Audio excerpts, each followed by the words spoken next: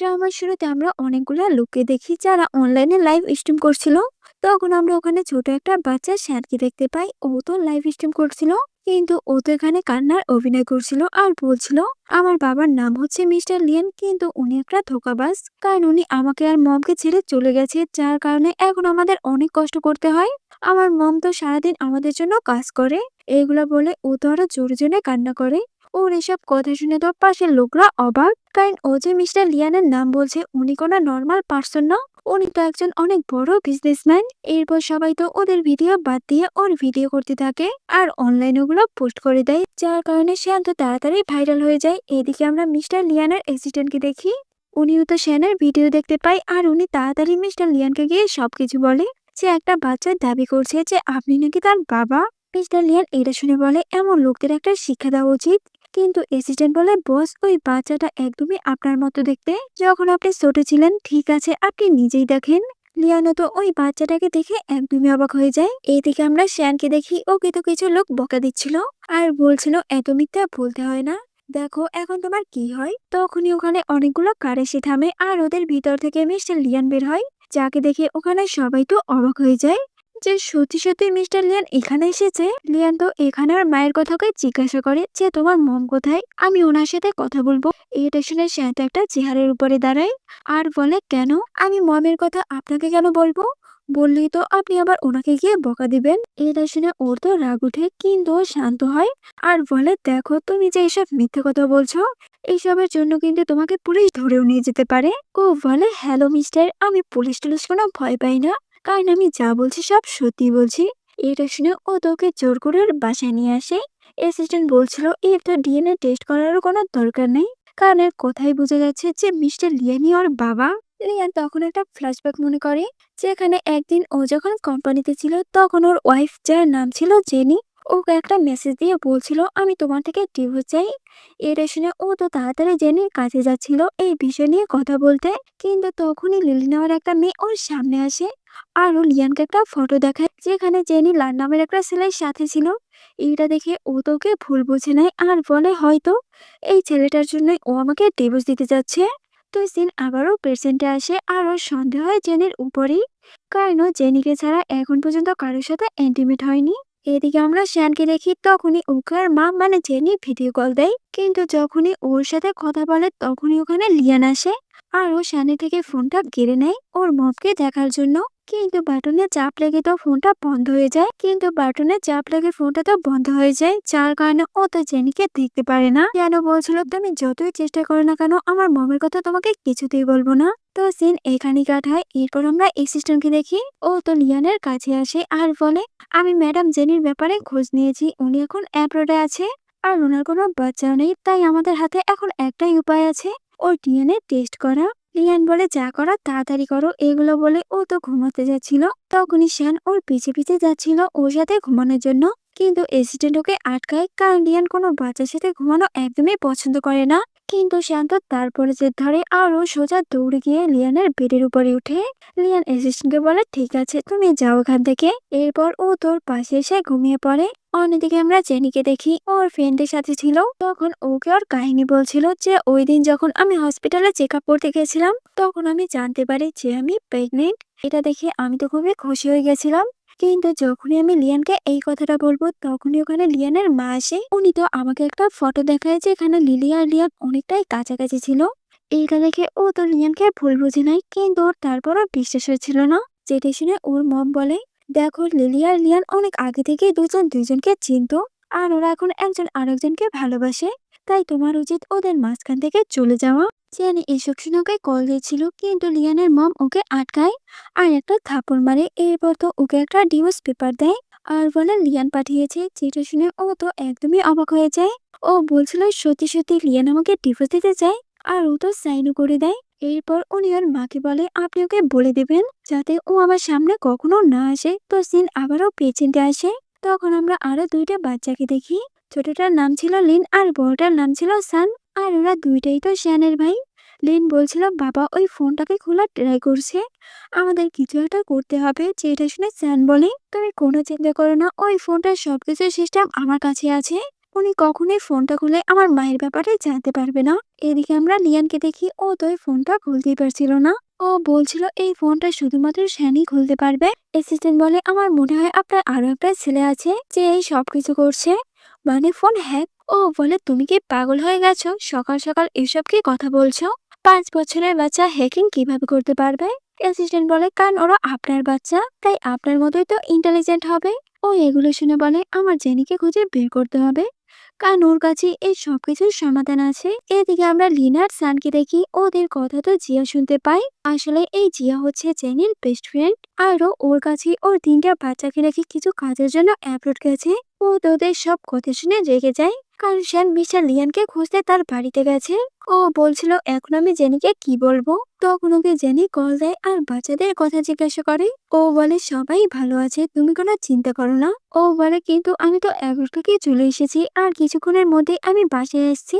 যেটা শুনে ও তো অবাক হয়ে যায়। তো কল কাট হওয়ার পর ও তো ওদেরকে অনেক বকা দেয় যে তোমার মাও এসে পড়েছে, এখন আমি ওনাকে কি বলবো। এগুলো বলে ও তোদের পিছে পিছে দৌড়তে থাকে।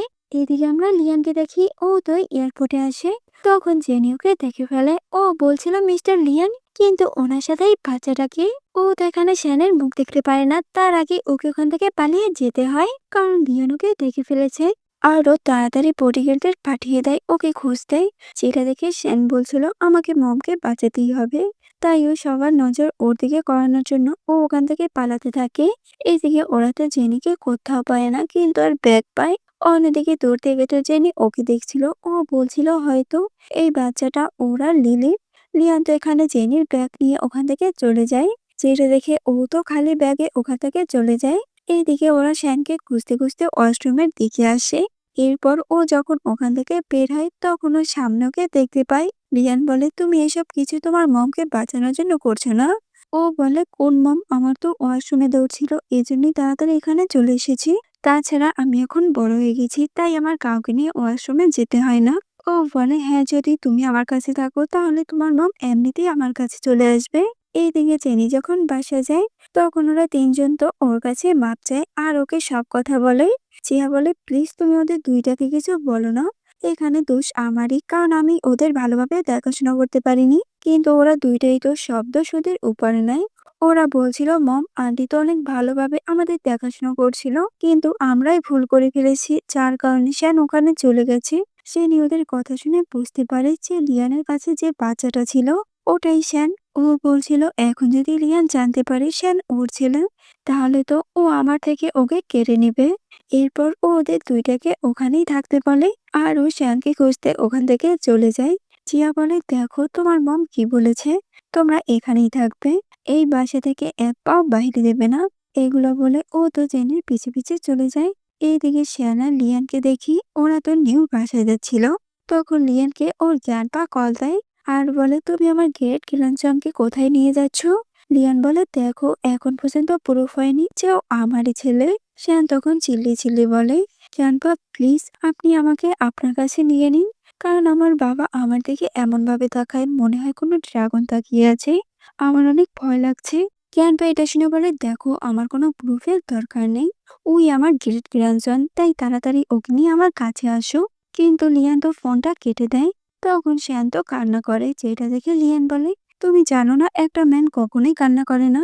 ও বলে আমি তো এখনো বাচ্চা তাই কান্না করছি। এটা শুনে লিয়ান তোকে শান্ত করে। এরপর ওকে নিয়ে ওর নিউ বাসায় আসে। তখন লিয়ান সব মেয়েকে বলে শ্যানের পছন্দ মতো খাবার বানাতে। শ্যান তো এখানে এত বড় বাড়ি দেখে অবাক হয়ে যায়। তখন লিয়ান কাজের জন্য ওখান থেকে চলে যাচ্ছিল, কিন্তু শ্যান ওকে আটকায় আর বলে আমি এখনই বাসায় এসেছি আর তুমি এখনই আমাকে ছেড়ে চলে যাচ্ছ? ও বলে হ্যাঁ, কিন্তু আমাকে তো কাজও করতে হবে।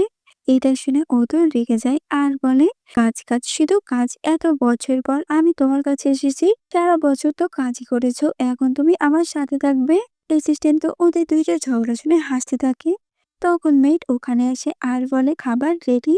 যেটা শুনে লিয়ান শ্যানকে নিয়ে খেতে বসে। ও তো এখানে ভালো ভালো খাবার শ্যানকে উঠিয়ে দিচ্ছিল। এরপর ও তোর মাথা থেকে একটা হেয়ার ছিঁড়ে নেয় আর অ্যাসিস্ট্যান্টকে দিয়ে বলে যাও গিয়ে ওর ডিএনএ টেস্ট করাও। এন্ড আরো বলে যে তোমরা গিয়ে এয়ারপোর্টে নজর রাখো, কারণ জেনি যে কোনো সময় ওখানে আসতে পারে। এইদিকে আমরা জেনিকে দেখি ও যখনই এয়ারপোর্ট থেকে বের হয় ও সামনে লিয়ানের অ্যাসিস্ট্যান্ট আর গার্ডদের দেখতে পায়, যেটা দেখে ও বুঝে যায় যে লিয়ান আগেই বুঝতে পেরেছে ও এখানে আসবে। অ্যাসিস্ট্যান্ট বলে, ম্যাডাম আপনাকে আমাদের সাথে যেতে হবে। এটা শুনে ও ওদের যাওয়ার জন্য রাজি হয়ে যায়। তখন জেনি আমাদেরকে বলছিল যে আমার আর লিয়ানের কিভাবে দেখা হয়েছিল ছোটবেলায়, একদিন সব বাচ্চারা ওকে বুলি করছিল। তখন লিয়ান ওকে বাঁচায় আর ওখান থেকে লিয়ানের সাথে ওর ফ্রেন্ডশিপ হয় আর ওদের ফ্রেন্ডশিপ দিন দিন বেড়েই চলছিল, যার কারণে ওর বাবা ওদেরকে বিয়ে দিয়ে দেয়। আর এটাই ওনার লাস্ট ইচ্ছা ছিল, কারণ ও ওকে ছোটবেলা থেকেই ভালোবাসে। কিন্তু ও জানতো না যে লিয়ান ওকে ভালোবাসে না, আর ও শুধু বিয়েটা ওর বাবার জন্য করেছে। তো সিন আবারও প্রেজেন্টে আসে। জেনি তো ওদের সাথে ওখান থেকে চলে যায়। এদিকে জিয়াকে দেখি ও তোর পিছে পিছে আসে। ও বলছিল, এতগুলো কার, তাহলে নিশ্চয়ই জেনি মিস্টার লিয়ানের সাথে দেখা করতে যাচ্ছে। এরপরও যখনই পিছে ফিরে ও লিন আর সানকে দেখতে পায়, যেটা দেখে ও তো একদমই অবাক হয়ে যায়। ও তো এখানে ওদের উপরে চিল্লাচিল্লি শুরু করে যে তোমাদেরকে না বলেছি বাসায় থাকতে, তাহলে তোমরা এখানে কি করছো?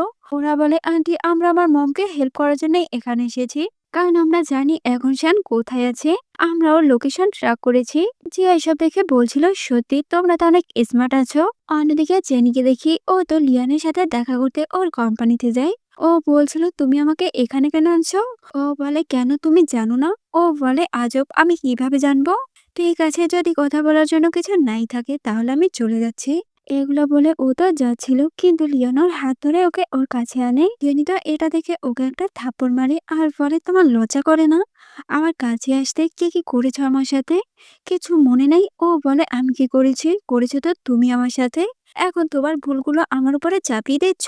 জেনি বলে, ভুল? আমি আবার কি ভুল করলাম? তুমি মেরিট হওয়ার পরও আমার সাথে চিটিং করেছো। লিয়ান বলে, তুমিও তো ওটাই করেছো। আর একটা কথা বলো, তুমি এখন কি ওই লানের সাথেই আছো? এটা শুনে ও তো অবাক। ও বলছিল, লান ও শুধুমাত্র আমার কলিগ ছিল। ঠিক আছে, তোমার যেহেতু মনে হয় ওর সাথে আমার সম্পর্ক আছে, হ্যাঁ আমি ওকে বিয়ে করে ফেলেছি, তাই তুমি আমার থেকে দূরে থাকো। কিন্তু তারপরও লিয়ান ওকে কিস করার ট্রাই করছিল, যেটা দেখে ওকে আরেকটা থাপ্পড় মেরে ওখান থেকে চলে যায়। এইদিকে আমরা শ্যানকে দেখি ও যখন ঘুমাচ্ছিল, তখন ওর কাছে লিয়ান আর ওর 3 ভাই আসে। ওরা তো শ্যানকে দেখে খুবই খুশি ছিল, শ্যানও তো ওদের সাথে এনজয় করছিল।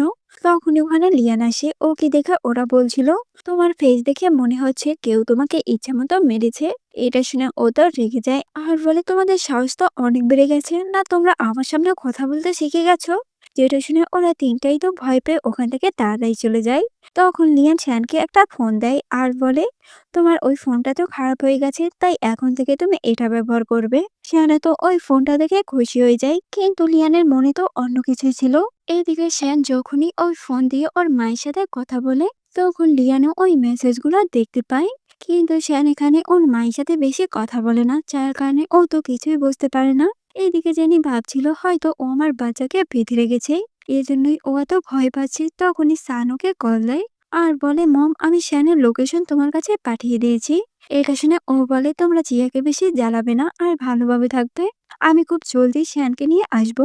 কিন্তু এদিকে ওরাও তো শ্যানকে খুঁজতে বের হয়। তখন জিয়া ওদেরকে বলে, যদি আমাকে রেখে তোমরা আবার কোথাও পালানোর ট্রাই করো, তাহলে কিন্তু আবারও অ্যাব্রোডের টিকিট ধরে পাঠিয়ে দিব। ওরা বলে, না আন্টি আমরা কোথাও যাব না। এইদিকে জেনিকে দেখি ও তো লিয়ানের বাসার সামনে দাঁড়িয়েছিল। তখন ও বলছিল, এখন আমি কিভাবে ভিতরে যাব? এরপরও দেওয়াল টপকাতে থাকে। তখনই ওখানে লিয়ান আসে আর ওকে দেখে ফেলে। ও বলছিল, মানতেই হবে, এত বছর পরও তুমি আগের মতোই আছো। জেনিও তোকে দেখে ফেলে। ও বলছিল, আসলে আমি একটা বাচ্চার কান্নার আওয়াজ পেয়েছিলাম, তাই চেক করতে যাচ্ছিলাম। ও ফলে, হ্যাঁ আমি বুঝতে পারছি, তাড়াতাড়ি নিচে নামো। এরপর ও যখনই ওখান থেকে নামতে যায় তখনই ও পড়ে যাচ্ছিল, কিন্তু লিয়ান ওকে ধরে ফেলে। এখানে তো ওরা অনেকটাই কাছে আসে। তখন লিয়ান ওর হাতে আঘাত দেখতে পাই, যেটা দেখে ওকে ভিতরে নিয়ে আসে। এরপর ওর হাতে মেডিসিন লাগিয়ে ব্যান্ডেজ করে দেয়। তখন লিয়ান ওকে বলে, হয়তো আমাদের মধ্যে কোনো ভুল বোঝাবুঝি চলছে, এটা ক্লিয়ার করে নেওয়া উচিত। কিন্তু জেনি বলে, দেখো আমাদের ডিভোর্স হয়ে গেছে, তাই আগের কথা উঠিয়ে কোনো লাভ নেই। যেটা শুনে ও তো রাগ করে ওখান থেকে চলে যায়। এরপর ওদের সিসিটিভি ফুটেজের মাধ্যমে ওর উপরে নজর রাখছিল। তখনই ওর কাছে একটা মেয়েড আসে আর বলে যে, আপনার জ্ঞান বা ভুলে দিয়েছে, যতক্ষণ না পর্যন্ত উনি আপনার ছেলের সাথে দেখা না করবে ততক্ষণ পর্যন্ত উনি খাবার টাবার কিছু খাবে না। এটা শুনে ও জলদি শ্যানকে নিয়ে ওনার কাছে যাওয়ার জন্য রেডি হয়। এদিকে জেনি ভাবছিল ও শ্যানকে রেখেছে কোথায়। এদিকে শ্যান তো জ্ঞানপার সাথে দেখা করে, উনি তো ওকে দেখে খুবই খুশি হয়। তখন ওর মা ওকে বলে, তুমিও ডিএনএ টেস্ট করিয়েছো? ও বলে, হ্যাঁ আমি করে নিব, আপনার এটা নিয়ে এত টেনশন করার দরকার নেই।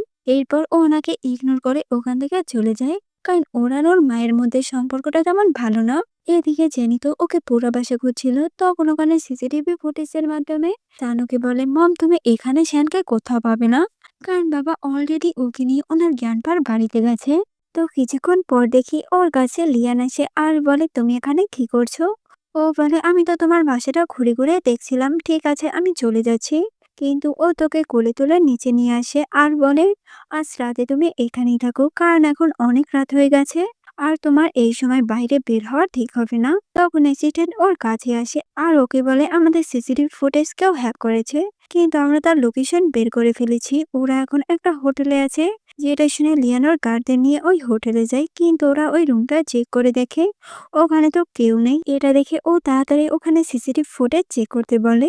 এইদিকে লিন, সান আর জিয়াকে দেখি ওরা তো আগেই বুঝতে পেরেছিল যে লিয়ান এখানে আসবে, এই জন্য ওরা তো আগেই ওই রুম থেকে সরে যায়। কিন্তু তখনই ওদের সামনে দুইটা গার্ড এসে পড়ে, যাদেরকে লিন ওর চাইনিজ মেডিসিন দিয়ে অজ্ঞান করে দেয় আর ওখান থেকে পালিয়ে যায়। এদিকে লিয়ান তো সবকিছু সিসিটিভি ফুটেজে দেখে ফেলে। অ্যাসিস্ট্যান্ট বলছিল, মনে হয় এই দুইটা বাচ্চাও আপনার। এটা শুনে ও বলে, তাড়াতাড়ি ওদের ব্যাপারে খোঁজ করো আর শ্যানের ডিএনএ রিপোর্ট কালকে আনো। এদিকে আমরা লিলিকে দেখি, ও তো শ্যানের ব্যাপারে জানতে পারে। ও বলছিল যে করেই হোক ওই ছেলেকে আমার লিয়ানের লাইফ থেকে সরাতেই হবে, কারণ ও শুধুমাত্র আমার। এদিকে আমরা জেনিকে দেখি, ও তো ফাইনালি শ্যানকে খুঁজে পায়। এরপরও যখনই ওকে নিয়ে ওখান থেকে চলে যাচ্ছিল, তখনই ওখানে লিয়ান আসে আর ওদেরকে ধরে গাড়ির ভিতরে বসায়। তখন লিয়ান ওদেরকে জিজ্ঞাসা করে, সত্যি করে বলো তোমাদের মধ্যে চলছেটা কি? তিনি বলে, শ্যান ওর জ্ঞানমার সাথে ছিল, কিন্তু তার থেকে হারিয়ে যাওয়ায় আমি ওকে হেল্প করছিলাম। শ্যানও তো ওটাই বলে। হ্যাঁ আন্টি তো আমার হেল্প করছিল, তাই আপনি ওনাকে কিছু বলবেন না। লিয়ান তো ওদের এসব কথা শুনে হাসে যে শ্যান নিজের মাকেই আন্টি বলছে। তখনও জেনিকে জিজ্ঞাসা করে, দেখো সত্যিটা বলেই দাও যে তুমি ওর মা। জেনি বলে, তোমার কথা মতে যদি আমি ওর মাও হই, তাহলে তুমি ওর বাবা জীবনে হবে না। তখন ওখানে ওর মা আসে আর লিয়ানকে সরি বলে শ্যানি ঠিক মতো খেয়াল রাখার না জন্য। লিয়ান বলে, চিন্তা করবেন না, আমি শ্যানকে পেয়ে গেছি। এগুলো বলে ওরা তো ওখান থেকে চলে যায়। এরপর দেখি ওরা তিনজন তো বসে বসে খাবার খাচ্ছিল, যেখানে শ্যান তো অনেক বকবক করছিল।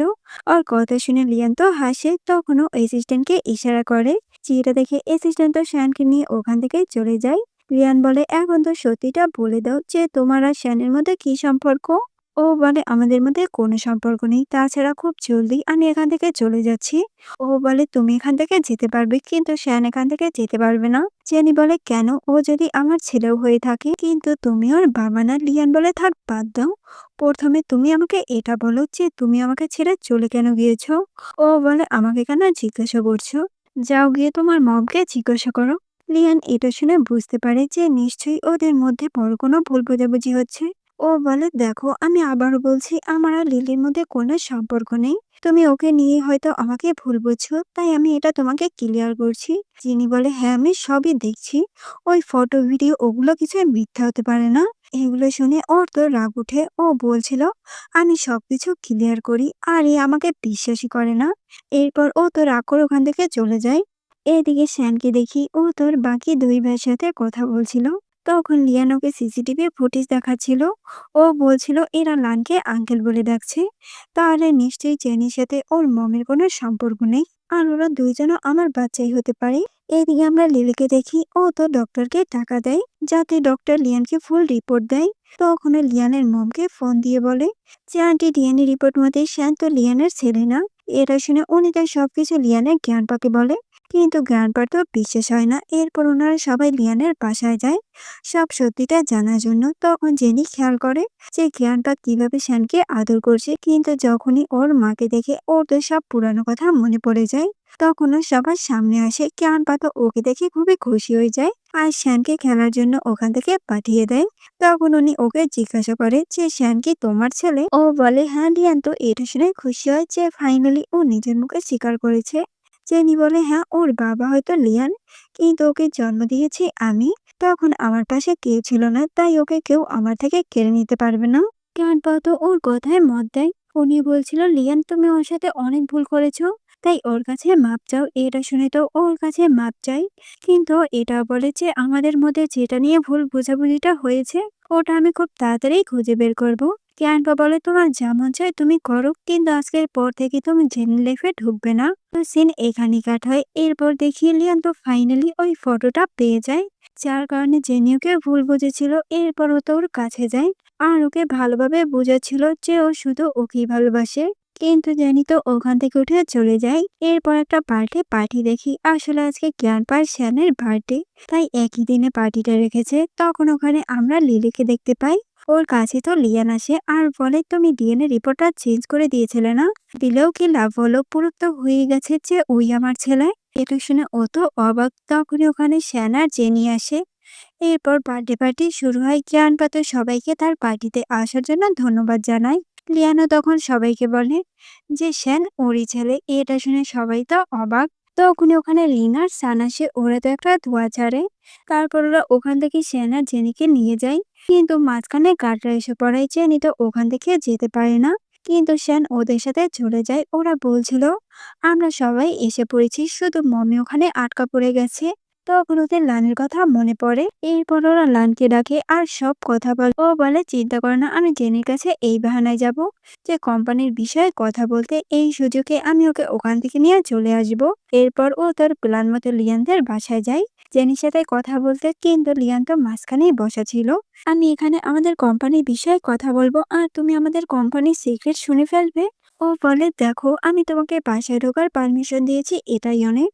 এখন যদি কথা বলতে হয় তাহলে আমার সামনেই বলা লাগবে। তো এরপর আমরা আরেকটা পার্টি দেখি যেখানে লিলি লিয়ানকে ড্রাগ দিয়েছিল ওর সাথে নাইট স্পেন্ড করার জন্য, কিন্তু ও তো জেনির কাছে যায় আর ওর সাথে নাইট স্পেন্ড করে। পরের দিন সকালে ও যখনই ঘুম থেকে উঠে তখন জেনি তো ওখান থেকে রাগ করে চলে যাচ্ছিল, কিন্তু লিয়ান ওকে আটকায় আর ওকে সমস্ত কিছু ক্লিয়ার করে যে ওই পিকটা ফেক আর ওর সাথে লিলি কোনো সম্পর্ক নেই। যদি থাকতোই তাহলে কাল মাতাল হয়ে ও ওর কাছে আসতো না, ওর কাছেই যেত। তখন জেনি ওর কথা বুঝতে পারে। এখানে তো ওদের মধ্যে সবকিছু ক্লিয়ার হয়ে যায়। এরপর দেখি ওরা দুইটাই তো ওদের মমের কাছে যায়। মম তো এখানে জেনির কাছে মাছ চাইছিল, কারণ নিধির কথায় উনি ওকে ভুল বুঝেছিল, কিন্তু ও তো ওনাকে মাফ করে না। ও বলছিল আপনার জন্য আমার ফ্যামিলিটা নষ্ট হয়ে গেছে, আমি এত সহজে আপনাকে ক্ষমা করতে পারবো না, প্লিজ আমাকে মাফ করবেন। জান পাও তো এখানে ওর মায়ের উপরে চিল্লাচিল্লি করে যে এত ভুল তুমি কিভাবে করো। এরপর জেনি তো ওকে ওর বাসায় নিয়ে আসে আর ওর আরো দুই বাচ্চার সাথে ওর দেখা করায়। আসলে ওর তো ট্রিপলেটস বেবি হয়েছিল। লিয়া তো ওদের জন্য অনেক গিফট আনে, কিন্তু ওরা ওর বাবাকে বলে তুমি যদি আবার আমার মমকে কষ্ট দেওয়ার ট্রাই করো তাহলে আমাদের থেকে খারাপ আর কেউ হবে না। লিয়ান বলে ঠিক আছে, আমি কখনোই তোমাদের মমকে কষ্ট দিব না। তো লাস্টে দেখি ওদের তো আবারও বিয়ে হয় আর বাচ্চারা বলছিল আমাদের কি ভাগ্য আমরা বাবা মার বিয়েও দেখছি। তো এখানে এই ড্রামাটার হ্যাপি এন্ডিং হয়।